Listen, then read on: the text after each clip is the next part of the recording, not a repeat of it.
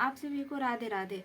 आज हम लोग फिजिक्स का टॉपिक गुरुत्वाकर्षण से रेलवे में जो भी सवाल पूछा गया है उसका कुछ भाग कंप्लीट करेंगे, क्योंकि इस टॉपिक से लगभग 200 से भी अधिक सवाल पूछा गया है। तो क्वेश्चन शुरू करने से पहले हम एक छोटा सा रिवीजन करते हैं। गुरुत्वाकर्षण, न्यूटन का गुरुत्वाकर्षण का नियम, न्यूटन लॉ ऑफ ग्रेविटी।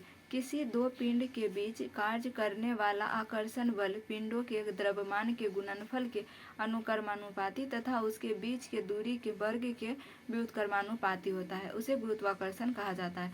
माना दो पिंड जिनके द्रव्यमान m1 एवं m2 है, एक दूसरे से r दूरी पर स्थित है, तो न्यूटन के नियम के अनुसार उनके बीच लगने वाला आकर्षण बल बराबर होता है G/m1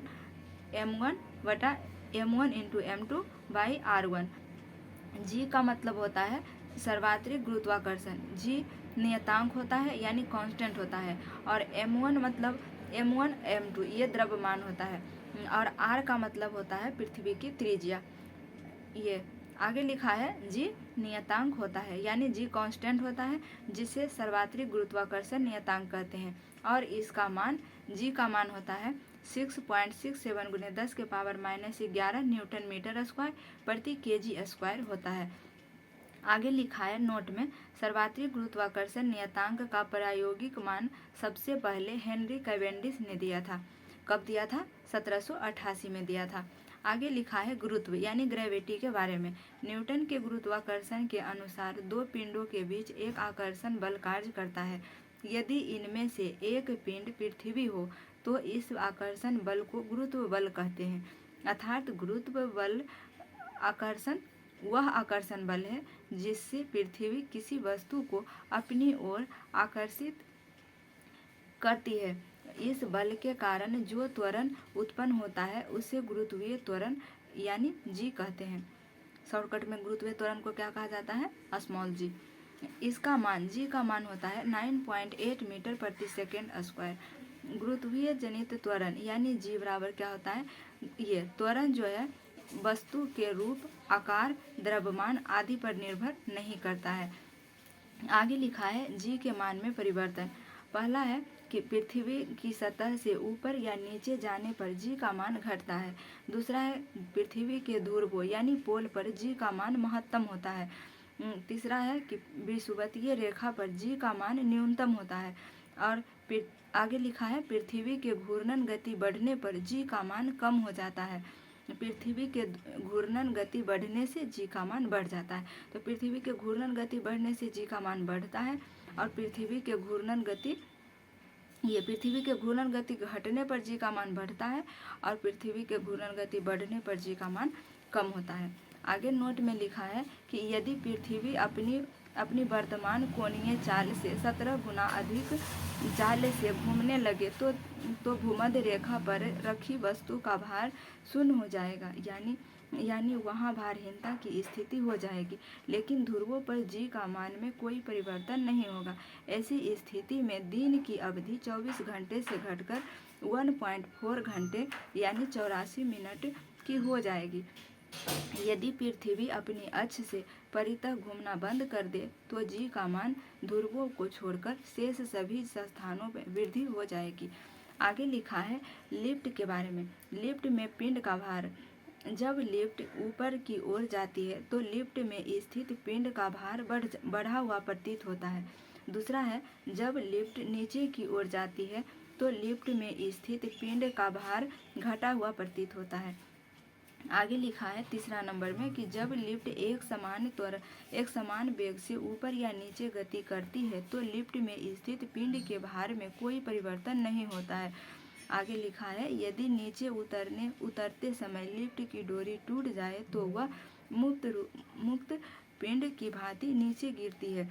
ऐसी स्थिति में लिफ्ट में स्थित पिंड का भार शून्य होता है। यही भारहीनता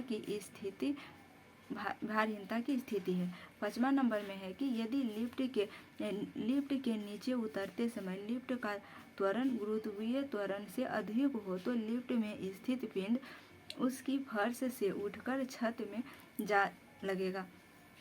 आगे लिखा है ग्रहों के गति से संबंधित केपलर का नियम।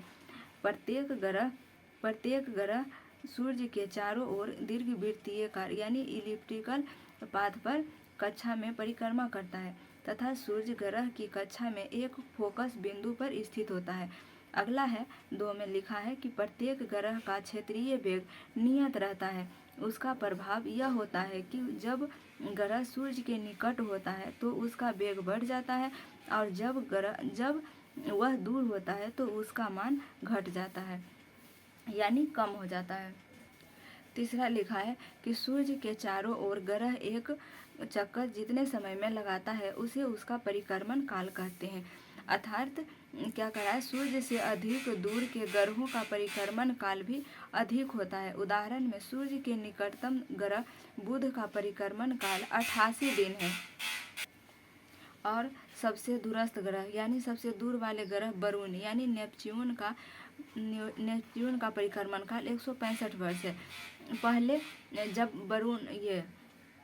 पहले सबसे दूरस्थ ग्रह यानी सबसे दूर का ग्रह प्लूटो था जिसे यम कहा जाता था, लेकिन एक संस्था है IAU, इसने प्लूटो को ग्रह की श्रेणी से निकाल दिया तो अब सबसे दूर वाले ग्रह वरुण हो गया यानी नेपच्यून।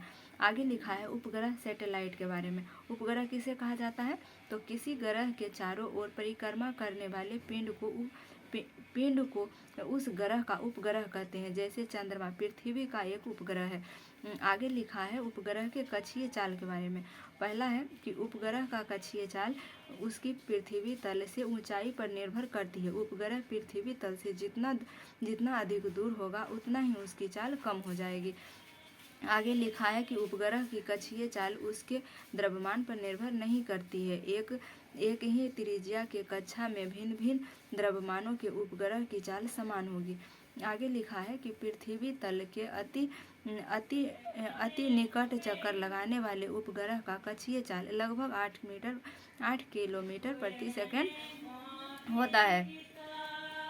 अगला है उपग्रह का परिक्रमण काल। उपग्रह का परिक्रमण काल है। उपग्रह अपनी कक्षा से पृथ्वी का एक चक्कर जितने समय में लगाता है उसे उसका परिक्रमण काल कहते हैं। परिक्रमण काल बराबर होता है कक्षा की परिधि बटा कक्षा की चाल यानी परिधि बटा चाल होता है। आगे लिखा है उपग्रह का परिक्रमण काल भी केवल उसके पृथ्वी तल से ऊंचाई पर निर्भर करता है और उपग्रह जितना अधिक दूर होता है उतना ही अधिक उसका परिक्रमण काल होता है। आगे लिखा है कि उपग्रह का परिक्रमण काल उसके द्रव्यमान पर निर्भर नहीं करता है। नोट में लिखा है कि पृथ्वी के अति निकट चक्कर लगाने वाले उपग्रह का परिक्रमण काल 1 घंटा 24 मिनट होता है। आगे है भू अस्थायी उपग्रह के बारे में, जियो स्टेटरी सैटेलाइट के बारे में। कहता है कि ऐसा ग्रह भू अस्थायी उपग्रह किसे कहा जाता है, ऐसा उपग्रह जो पृथ्वी के कक्षा के लंबवत में पश्चिम से पूर्व की ओर पृथ्वी का परिक्रमा करता है तथा जिसका परिक्रमण काल पृथ्वी के परिक्रमण काल यानी 24 घंटा परिक्रमण काल के बराबर होता है, भू अस्थायी उपग्रह कहलाता है। यह उपग्रह पृथ्वी तल से लगभग 36,000 किलोमीटर की ऊंचाई पर रहकर पृथ्वी का परिक्रमण करता है। भूतुल्यकालिक कक्षा में संचार उपग्रह स्थापित करने की संभावना सबसे पहले आर्थर सी क्लार्क ने व्यक्त किया था। अब है पलायन वेग के बारे में। पलायन वेग किसे कहा जाता है, पलायन वेग वह न्यूनतम वेग है पलायन वेग किसे कहा जाता है, जब किसी वस्तु को पृथ्वी से 11.2 किलोमीटर प्रति सेकंड की वेग से फेंका जाता है या इससे अधिक वेग से फेंका जाता है तो वह पृथ्वी पर वापस लौटकर नहीं आता है। उसे क्या कहा जाता है, पलायन वेग कहा जाता है। पलायन वेग का मान कितना होता है, 11.2 किलोमीटर प्रति सेकंड होता है। आगे लिखा है उपग्रह के कक्षीय वेग के बारे में। कक्षीय वेग हो गया v0 √g/r। g का मतलब हो गया गुरुत्वीय त्वरण, r का मतलब हो गया त्रिज्या तथा पृथ्वी तल से पलायन वेग ve √2g/r। अतः कहने का मतलब हो गया कि पलायन वेग अक्षीय वेग का √2 गुना होता है। यदि किसी उपग्रह का कक्षीय वेग √2 गुना यानी 41% बढ़ा दिया जाए तो उपग्रह अपने अक्षीय को छोड़कर पलायन कर जाएगा। तो ये था रिवीजन। अब चलते हैं क्वेश्चन की तरफ। पहला सवाल है कि एक ग्रह मान ले जिसका द्रव्यमान और त्रिज्या पृथ्वी के द्रव्यमान और त्रिज्या का 1/3 है। तो यदि पृथ्वी का गुरुत्वाकर्षण के कारण त्वरण का मान g है तो ग्रह का परिक्रमण काल ग्रह का इसका मान क्या होगा? आंसर हो जाएगा ऑप्शन डी 3g। अगला सवाल है 2 नंबर, कहता है माना कि गुरुत्वाकर्षण बल दूरी के n घात के प्रतिलोमतः बदलता है तो सूर्य के चारों ओर r त्रिज्या के वृत्तीय अक्ष में चक्कर लगाने में ग्रह का कालावधि डैश के समानुपाती होगी। आंसर हो जाएगा ऑप्शन सी r⁻n+1/2। अगला सवाल है 3 नंबर, कहता है किस स्थान पर गुरुत्वीय त्वरण शून्य होता है? आंसर हो जाएगा ऑप्शन बी पृथ्वी के केंद्र पर गुरुत्वीय त्वरण का मान शून्य होता है और ध्रुवों पर सबसे अधिक होता है। अगला सवाल है 4 नंबर, कहता है लंबवत ऊपर की ओर फेंकी गई एक गेंद जमीन पर 13.5 सेकंड में यानी 13.5 सेकंड में लौट आती है, उसे किस वेग से ऊपर फेंका गया था? जी का मान है मीटर प्रति सेकंड में। तो आंसर हो जाएगा ऑप्शन ए 67.5 मीटर प्रति सेकंड। अगला सवाल है 5 नंबर, कहता है मान लें कि तुल्यकालिक ग्रह जिसका द्रव्यमान पृथ्वी के आधे के बराबर है और त्रिज्या 1/3 के बराबर है। यदि पृथ्वी की सतह पर गुरुत्वाकर्षण के कारण त्वरण g है तो उस ग्रह पर गुरुत्वाकर्षण के कारण त्वरण कितना होगा? आंसर हो जाएगा ऑप्शन बी 9/2g। अगला सवाल है 6 नंबर, कहता गुरुत्वाकर्षण नियतांक g का मान क्या होगा? आंसर हो जाएगा ऑप्शन डी 6.67 गुना 10⁻⁻11 न्यूटन मीटर स्क्वायर प्रति kg स्क्वायर। अगला सवाल है 7 नंबर, कहता है एक ट्रक किनारे से फिसलकर 0.8 सेकंड में जमीन पर गिर जाता है। किनारा जमीन से कितना ऊंचा होगा? जी का मान दिया हुआ है 10 मीटर प्रति सेकंड स्क्वायर। देखिए अभी हम लोग समझे जी का मान कितना एग्जैक्ट वैल्यू होता है 9.8 मीटर प्रति सेकंड स्क्वायर, लेकिन उसे लगभग 10 मान सकते हैं क्योंकि 9.8 10 के करीब है। तो आंसर हो जाएगा इसका ऑप्शन डी 3.2 मीटर। अगला सवाल है 8 नंबर, कहता है कि एक पत्थर किसी स्प्रिंग तुला पर बंधा हुआ है। निम्नलिखित स्थितियों में से कौन सी स्प्रिंग तुला के रीडिंग में सबसे कम भार दिखाएगी? आंसर हो जाएगा ऑप्शन सी जब वह पत्थर किसी बीकर में लिए पानी से पूरी तरह से निमज्जित हो। अगला सवाल है 9 नंबर, कहता है कि चंद्रमा पर g का मान पृथ्वी पर g के मान का 1/6 है।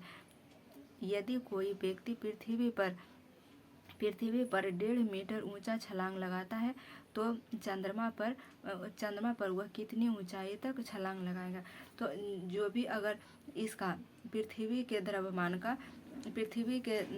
का चंद्रमा पर 1/6 हो जाता है तो इसे जब ये इतना में डिवाइड करेंगे तो इसे मल्टीप्लाई करना पड़ेगा क्योंकि ये उलट जाएगा। तो आंसर हो जाएगा ऑप्शन बी 9 मीटर। अगला सवाल है 10 नंबर, का सर्वाधिक गुरुत्वाकर्षण नियतांक g की खोज किसने की थी? आंसर हो जाएगा ऑप्शन सी हेनरी कैवेंडिश ने। अगला सवाल है 11 नंबर, का पृथ्वी की सतह से h ऊंचाई पर गुरुत्वाकर्षण का अनुपात क्या होगा? जहां re पृथ्वी की त्रिज्या h > re है। आंसर हो जाएगा ऑप्शन डी h के साथ रैखिक ढंग से बढ़ेगा। अगला सवाल है 12 नंबर, कहता है कि एक रॉकेट 20 मीटर प्रति सेकंड की एक स्थिर गति के साथ ऊर्ध्वाधर रूप से ऊपर की तरफ यात्रा करने के लिए लॉन्च किया गया है। 35 सेकंड यात्रा करने के बाद रॉकेट में कोई समस्या उत्पन्न हो जाती है और उसकी ईंधन की आपूर्ति रुक गई है। इसके बाद रॉकेट एक मुक्त निकाय की भांति यात्रा करता है।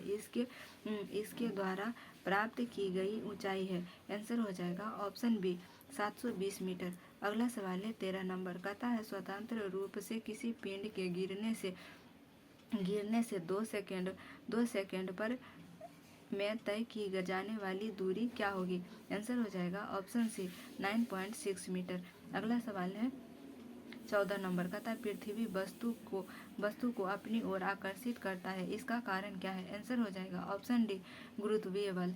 ऑप्शन ए में लिखा हुआ है अपकेंद्री बल। अपकेंद्री बल के कारण दूध से मक्खन निकाला जाता है और वॉशिंग मशीन में यूज किया जाता है अपकेंद्री बल को। वृत्तीय गति में काम कौन आता है? अभिकेंद्री बल। और ऑप्शन सी में लिखा है विद्युत चुंबकीय बल।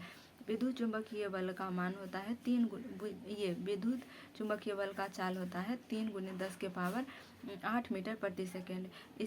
यह प्रकाश के वेग से चलता है। विद्युत चुंबकीय तरंग बल प्रकाश के वेग से चलता है। हमारा आंसर है ऑप्शन डी। अगला सवाल है 15 नंबर का था गुरुत्वीय त्वरण जी डैश पर निर्भर नहीं करता है। आंसर हो जाएगा ऑप्शन बी गिरने वाली वस्तु के द्रव्यमान एम पर।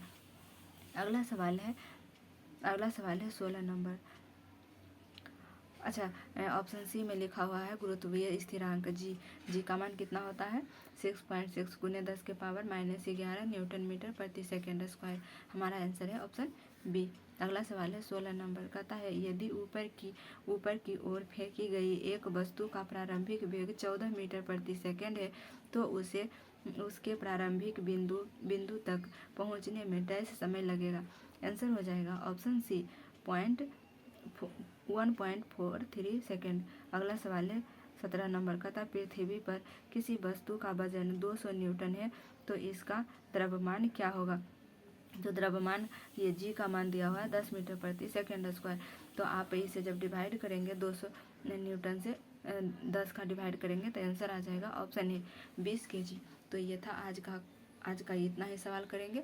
मिलेंगे नेक्स्ट क्लास में। जय हिंद।